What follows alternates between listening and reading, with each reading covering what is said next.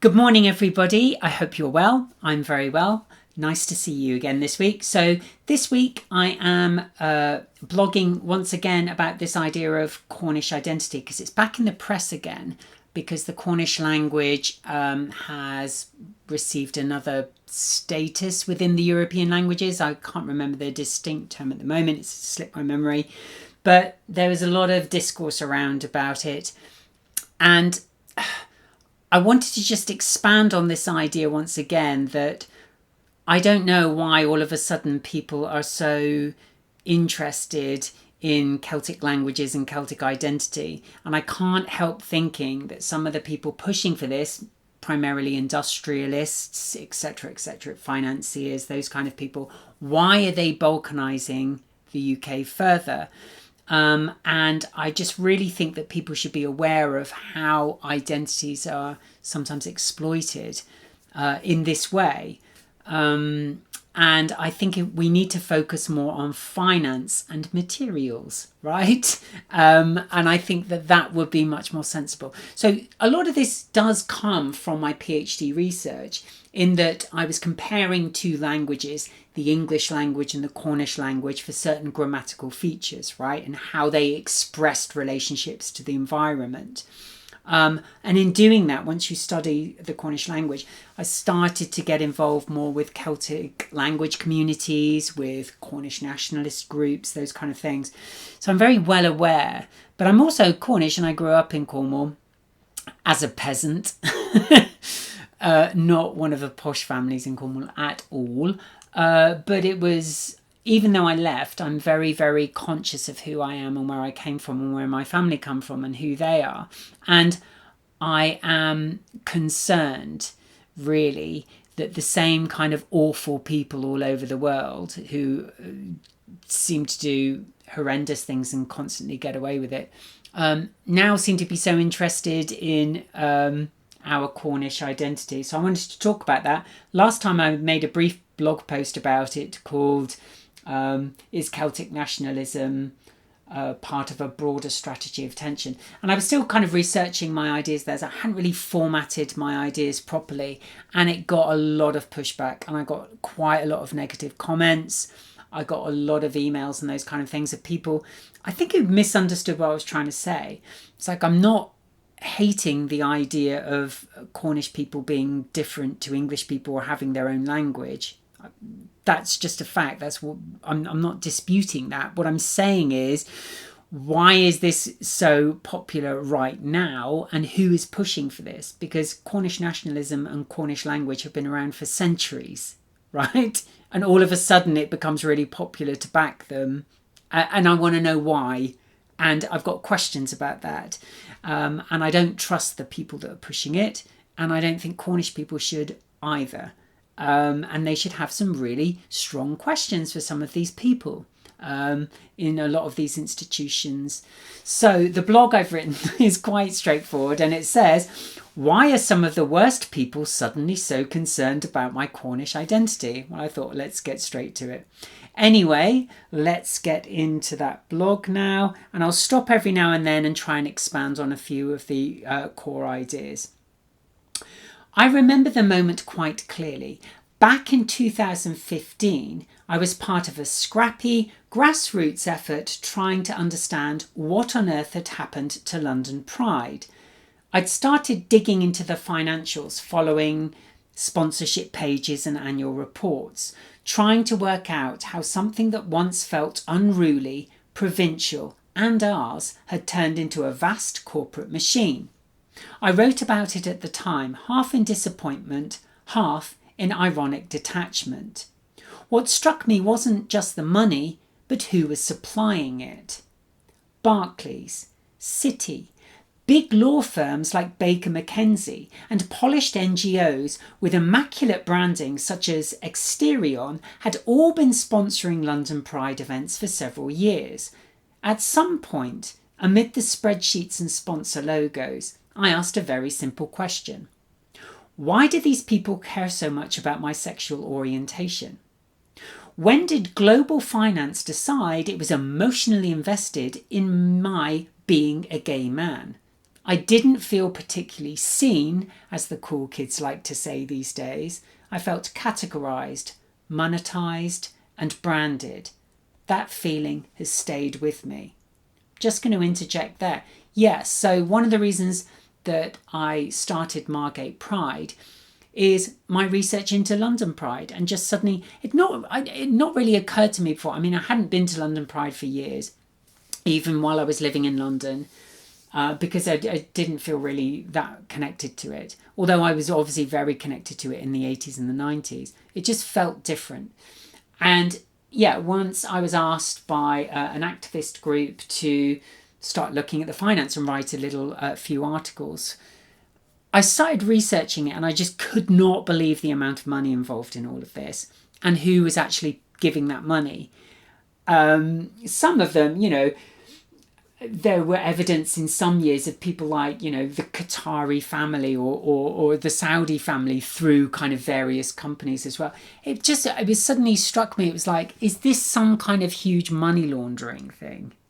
And that's no shade on London Pride at all. I think that's just what this country is that we live in, right? We live in a country where a lot of these people who have money, who are doing completely unethical things all around the world, launder huge amounts of their money through kind of safe markets like cultural events or arts or those kind of things in the London markets. And it just seems like maybe it's a tax write-off for some of these companies. I don't know. I don't wish to go into all of that. But I suddenly thought, yeah, this is so far away from any kind of grassroots legitimacy. And I think this is why I felt that it didn't really speak to me anymore, as an event. Anyway, back to the blog. Years later, while researching my PhD on how humans comprehend their environment and articulate that through language, I found myself back in similar emotional territory. I was comparing grammatical features of the two languages of my homeland, English and Cornish. As I dug deeper into the revival of Cornish and the cultural discourse orbiting it, the same sensation returned, that tightening in the gut. Why, I thought. Why now? Why, after centuries of neglect, ridicule, and outright economic extraction, were some very respectable institutions in the UK suddenly so interested in cultivating a Cornish cultural identity? To be clear, I have nothing against LGBT people who pour their time and love into London Pride. Nor do I have anything against Cornish people who work tirelessly to protect Cornish and explore Cornish culture. I admire the commitment involved in both. This isn't an attack on grassroots energy. It's a plea for scepticism about institutions that have a long, well-documented habit of exploiting grassroots movements for ends that rarely improve the material conditions of ordinary people. Here's the thing. Symbolic recognition is cheap. Flags are cheap. Car stickers are cheap. Language initiatives, diversity panels, and glossy campaigns are cheap compared to land, mineral rights, or meaningful economic redress. If there were serious conversations about who benefits from Cornwall's land and resources, things might look very different. Imagine if working Cornish people had actually benefited from generations of mining and extraction, rather than watching profits flow elsewhere. Much of that wealth has continued to flow into multinational corporations. Some large corporations, in general, are known to fund cultural or heritage projects, often as part of wider reputational or social license strategies. However, my concern here is not primarily about arts funding, but about extraction and ownership. The Rothschild family, for example, through its company Imeris, formerly Penaroya, directly profits from Cornish mineral deposits, continuing a long tradition in which the material wealth of Cornwall is extracted while local communities see limited material return. I'm just going to interject there because I think that's really important. Like I said, grassroots organising and events, I'm not criticising any of that. If you want to promote the Cornish language, fantastic. If you're passionate about being Cornish, fantastic. And you want to promote that as some kind of national identity. What I'm suggesting is, and what I have been noticing and what my research has found, is that there are some large interests funding a lot of these identities for what end, right? I mean, I don't know. I live in partial revelation. I don't have the answer. Most people don't, because I don't work for those kind of institutions. But what I'm saying is they might see it as there's some kind of beneficial payback here to kind of hijacking regional issues and turning them into broader kind of sort of getting people more riled up into that. It's almost like ghettoization of communities. All right. And I'm troubled by that. Right. Back to the blog.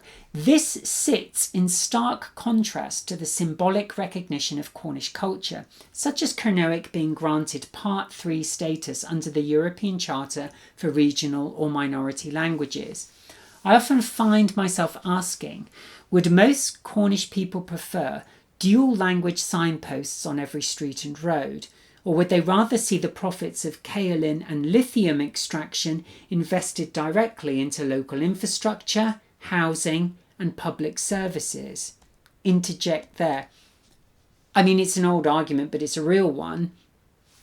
It's almost like you're allowed to promote your Cornish identity and your language and those kind of things and talk about the aesthetics of independence and autonomy. But actually, you have no power over your land in Cornwall or your resources or your minerals, just like anywhere else on this island. Somebody owns them and you don't get to see the profits of it.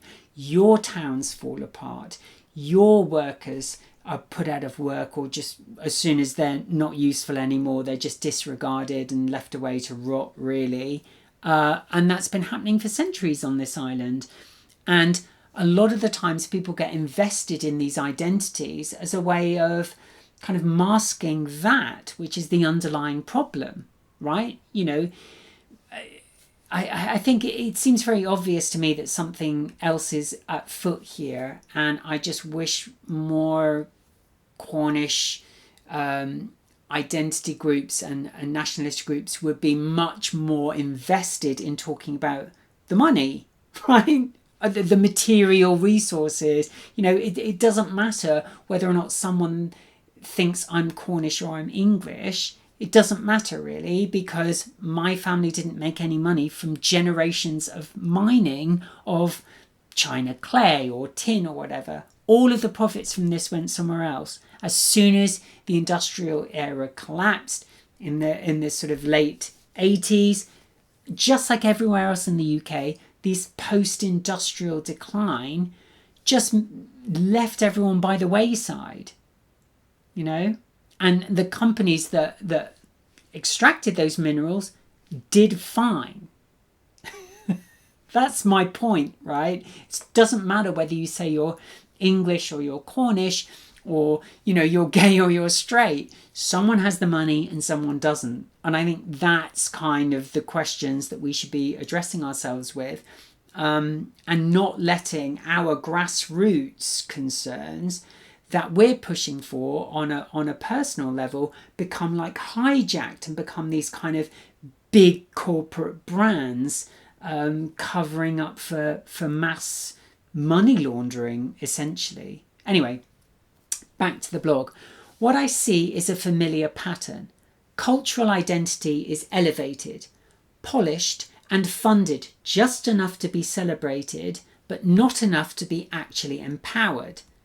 Difference is encouraged, curated, and then quietly weaponized to keep people segmented and manageable. I am deeply suspicious of financial and industrial interests that have held this island and much of the planet to ransom for centuries, suddenly presenting themselves as champions of minority issues. I do not trust people who have a proven track record of participating in land theft, exploitation, and mass murder. This is not paranoia, it is historical materialism, grounded in patterns of extraction, enclosure, and enforced dependency that are well documented. Right, I just wanted to interject there. You're asking me to believe that institutions in London are in somehow care about, all of a sudden after hundreds of years, care about my language, right? And where I was born and the peasants I was born into, they suddenly care about that. That's really important. That's something we need to promote or hang on to. That's really important. Why would I trust these people about anything? Right? And I have serious questions about them. It's like, oh, you didn't seem to care about it kind of like 200 years ago or 150 years ago or even 50 years ago that much, you know? And now it just seems to be, why now? And I think this is evidence really of a wider balkanization across the UK. And I think we all sense it, or we feel it. People are being pitted against each other along all sorts of ideological and identitarian lines, really, you know, and it's not leading to a good place. And I don't think it's coming from a good place. I don't think these people care about the Cornish language, right? They're not interested in that. They're interested in money. They don't care about Cornish people. Otherwise, they would have probably paid for them, the resources they took out of the land here, right? You know, they might have paid like peasants pittance, you know, to go down and sort of mine all of this tin. And as soon as they found cheaper labour overseas, they went there and left everyone here with nothing. I don't see what you think these people are going to give you. I don't think they're doing anything for your benefit. Anyway, back to the blog. I refuse to be separated from my neighbours by each aspect of my identity. I refuse to be further divided and conquered. Yes, I am Cornish. Yes, I am a gay man. But more than that, I'm descended from people who have laboured on this island, generation after generation, for the enrichment of a very small number of Middle European families and their attendant German and Italian banking cartels. This shared material history matters more to me than any corporate badge of recognition ever could. As always, Miath Ka. Okay, and I put references to some of the blog posts and articles that I've mentioned in the space below. And I just wanted to say, you know, I call my website Miath Ka. It's a Carnoic term. It's Cornish. It just means I thee love. So I'm coming from a place of love and trying to understand here. And I get grassroots issues. And I've always been a part of volunteering for grassroots causes and issues. And I took it even further. I've constantly volunteered throughout my life. And I've been to the fringes of empire. I've worked in refugee camps in kind of Southeast Asia and the Middle East when I had jobs over there. I'm very much aware of what happens on the fringes of empire. And I think, you know, I just have an intrinsic distrust of many of the institutions centred around the liberal institutions in London for good reason. So I'm not being paranoid, I'm not being weird, I don't hate people at all for whatever they want to organise around. I think the more people that get passionate or involved in something they care about, the better that is for everyone. But what I'm suggesting is there are certain interests who will use that against you, right? And you can see this kind of ongoing balkanization, really. The term itself comes from I think the end of the Ottoman Empire and the Austro-Hungarian Empire, and all of those regions have constantly been renamed and balkanized, and there's huge kind of meddling in local dialects, languages, nationalities, those kind of things, and nationalisms. And it just basically, it divides and conquers, right? It gets people fighting amongst themselves. I saw the same thing happening in the Middle East when I was there. And it's the same people doing it, by the way. NATO, people involved in those kind of big international organizations do this kind of thing everywhere for nefarious means.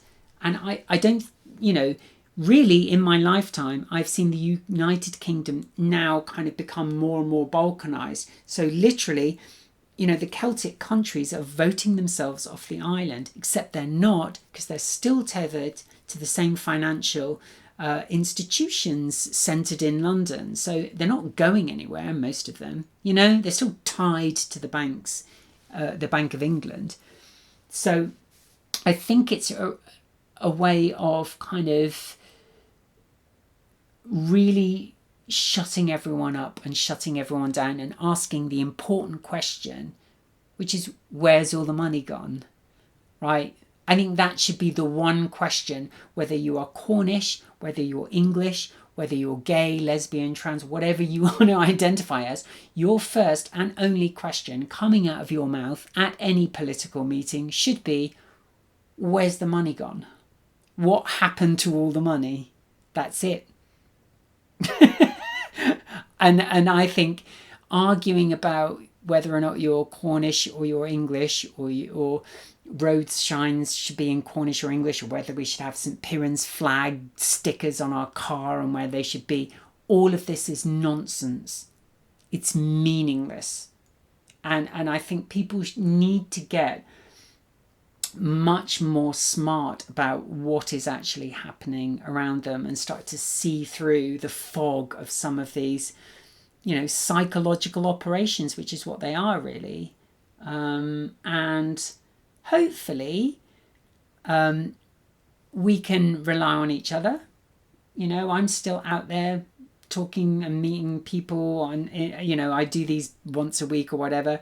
But, I'm in the community. I'm working with different groups of people, and I'm quietly positive. I think we have more in common than most people would like to admit. So please press like, leave a comment if you want, and I'll get back to you. And hopefully I'll be back probably talking about something in my research next week, particularly to do with the actual physical process of language production. It's quite hard to try and articulate in everyday language, so I've been thinking a lot about what I might write there. Anyway, looking forward to seeing you next week. Have a wonderful week, and miathka, bye-bye.